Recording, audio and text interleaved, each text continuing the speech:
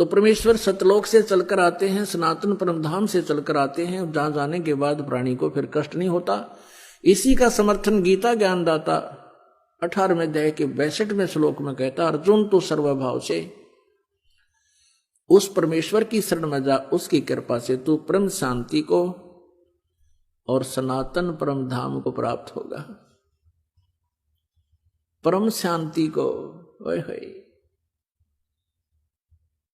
और सनातन परम धाम को प्राप्त होगा। अपने विषय में कहता अर्जुन 7वें अध्याय के 5 और 7वें अध्याय के गीता जी के 7वें अध्याय के 5 और 7 श्लोक में अपने विषय में कहता अर्जुन मेरी भक्ति कर तो मुझे ही प्राप्त होगा, लेकिन युद्ध तो करना ही पड़ेगा।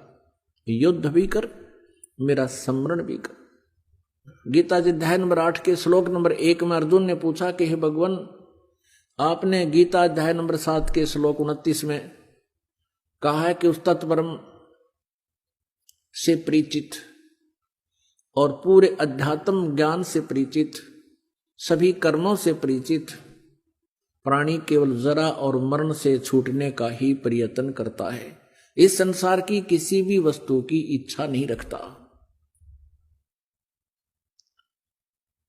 अब अर्जुन पूछता है 8वें अध्याय के प्रथम श्लोक में, किम तत्ब्रह्म, वो तत्ब्रह्म क्या है। 8वें अध्याय के 3 श्लोक में गीता ज्ञानदाता कहता है वो परम अक्षर ब्रह्म है। गीता जी अध्याय नंबर 15 के श्लोक नंबर 1 से 4 और 16-17 में ये बहुत विस्तार से जानकारी दी गई है। तत्वदर्शी संत की पहचान भी बताई गई है कि उल्टे लटके हुए संसार रूपी वृक्ष के सभी विभाग जो बता देगा। जैसे अक्षर पुरुष एक पेड़ है, निरंजन वा की डार, निरंजन कहते हैं सर्व पुरुष को। दूसरे शब्दों में हम कहें कि अक्षर पुरुष एक पेड़ है, सर्व पुरुष वा की डार और तीनों देवा शाखा हैं ये पात रूप संसार। पेड़ हम कहते हैं जो जमीन से बाहर दिखाई देता है, पृथ्वी से बाहर दिखाई देता है, उसको पेड़ बोलते हैं, वृक्ष बोलते हैं। और जमीन में जो गुप्त है, प्रोक्ष है, वो जड़ है, वो मूल है, वो परम अक्षर ब्रह्म है जो प्रोक्ष है। यजुर्वेद अध्याय नंबर 40 के श्लोक नंबर 17 में ये गीता ज्ञानदाता अपनी भी जानकारी देता है कि मैं तो ऊपर खम ब्रह्म, अहम खम ब्रह्म ओम, मेरा ओम नाम है। और खम माने ऊपर स्वर्ग में यानी अंतरिक्ष में, स्वर्ग में, महास्वर्ग में यानी ब्रह्मलोक में मैं रहता हूं। और वो परमात्मा, पूर्ण परमात्मा तो गुप्त है, प्रोक्ष है। तो यहां गीता जी अध्याय नंबर 15 के श्लोक नंबर 1 में लिखा कि ऊपर को जड़ वाला, नीचे को तीनों गुण रूपी शाखा वाला, ये उल्टा लटका हुआ संसार रूपी वृक्ष है। और जो संत इसके सभी विभाग बता देगा, पत्तों सहित, जड़ से लेकर पत्तों तक, तना कौन भगवान है फॉर एग्जाम्पल है, और जड़ कौन भगवान है इस संसार रूपी वृक्ष की। जड़ मीन जिससे सभी क्रियाएं हों, जिससे सबकी उत्पत्ति हुई हो, जो सबका जनक है और सबका धारण पोषण करने वाला, सबका पिता है, वो जड़ रूपी परमात्मा है, वो परम अक्षर ब्रह्म है। और तना जो है ये अक्षर ब्रह्म है, और उससे निकली हुई मोटी डार समझो ये सर्व ब्रह्म है। और उस सर्व ब्रह्म का यानी उस डार का 3 शाखाएं हैं, ये रजगुण ब्रह्मा, सतगुण विष्णु, तमगुण शिव जी रूपी शाखाएं, और हम पात रूप संसार।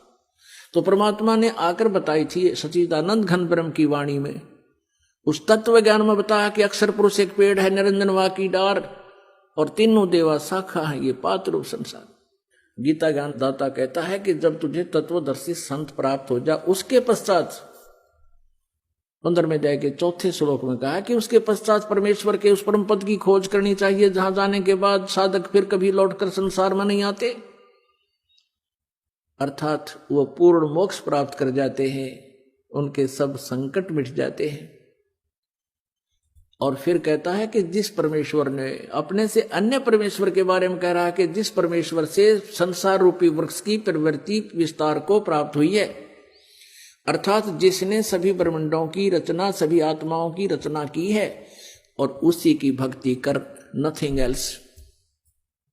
गीता ज्ञानदाता कहता है कि उसी की भक्ति कर, मैं भी उसी की शरण में हूं और सबकी पूजाएं त्याग दे तू।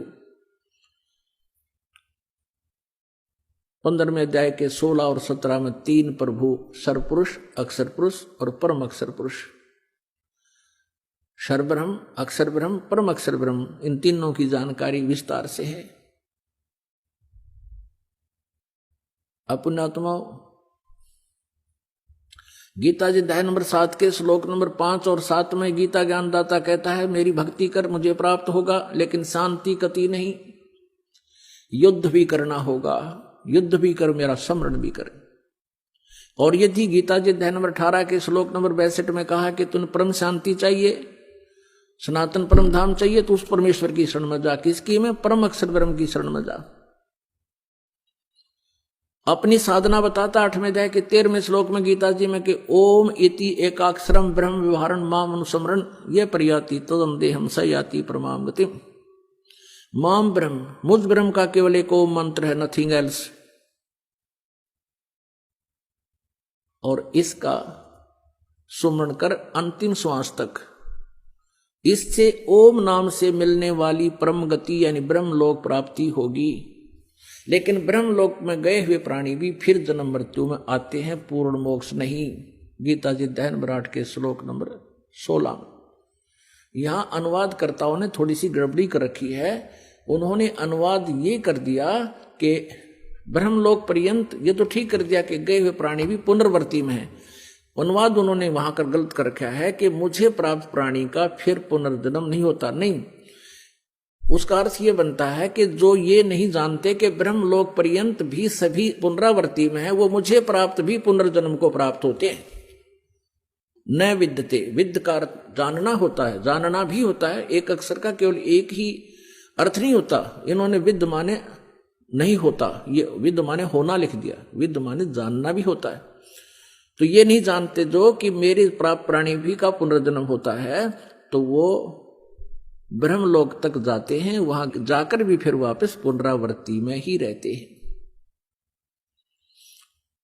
इसलिए तो उसने कहा कि मेरे और तेरे बहुत जन्म हो चुके हैं। 4थे अध्याय के 5वें और 9वें श्लोक में, 2रे अध्याय के 12वें श्लोक में गीता जी ने स्पष्ट किया है इसने।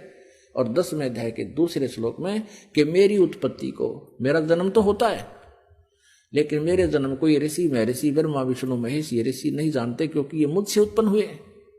अब पिता के जन्म को संतान नहीं बता सकती, पिता के जन्म को दादाजी बता सकते हैं। तो उस दादाजी ने, यानी हम सबके मालिक ने, कबीर देव ने, परम अक्षर ब्रह्म ने स्वयं यहां आकर के ये सर्व ब्रह्मांडों की रचना कैसे हुई और वो सब ज्ञान सृष्टि रचना में हमें बताया। लेकिन हमने लोकवेद बहुत सुन रखा था, परमात्मा के इस यथार्थ ज्ञान को हम स्वीकार करने में असमर्थ रहे। अब परमात्मा ने हमें समर्थ कर दिया, हमें शिक्षित कर दिया। हम काल के द्वारा भ्रमित उन ऋषि गुरुओं पर आधारित नहीं रहे। हम स्वयं अपने सदग्रंथों को पढ़ और पढ़ा रहे हैं और भगवान को पहचान रहे हैं। परमात्मा का पहचानना कठिन है, परमात्मा का पाना, मोक्ष कराना बहुत आसान है।